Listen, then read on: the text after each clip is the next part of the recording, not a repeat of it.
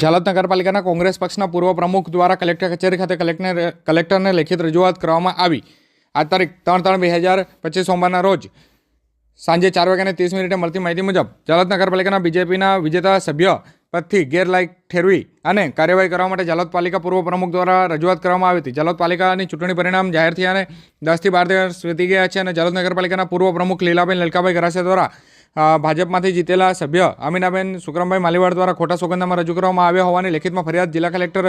યોગેશ નિર્ગુણે કરવામાં આવી હતી, જેને લઈને ઝાલોદ નગરનું રાજકારણ ફરી એકવાર ગરમાયું છે। જેમાં જણાવ્યા અનુસાર ઝાલોદ પાલિકા વોર્ડ નંબર 6ના ઉમેદવારી કરનાર અમીનાબેન માલીવાડે ગુજરાત રાજ્ય ચૂંટણી આયોગના તારીખ 31/1/2021ના પરિણામ પ્રમાણે ઉમેદવારી સમયે પોતાના ઘરમાં શૌચાલય ન હોવાના ખોટું સોગંદનામું કરીને નગરપાલિકામાંથી ખોટો દાખલો મેળવી અને અન્ય ત્રાહિત વ્યક્તિના મકાનને પોતાનું મકાન બતાવી ખોટો દાખલો લઈ ઉમેદવારી કરેલ હતી અને તેઓને સભ્યપદથી ગેરલાયક ઠેરાવી તેમના ઉપર કાયદેસરની કાર્યવાહી કરવા માટેની રજૂઆત પૂર્વ પ્રમુખ લીલાબેન લલકાભાઈ ગરાસિયા દ્વારા કરવામાં આવી હતી। આમ ઝાલોદ નગરનું રાજકારણ ગરમાવા જોવા મળ્યા છે, જેમાં ભાજપ અને અપક્ષના કાઉન્સિલરો પણ આ ફોર્મ સહિત માહિતી પ્રાંત અધિકારીમાંથી મંગાવી હોવાનું જાણવા મળેલ છે અને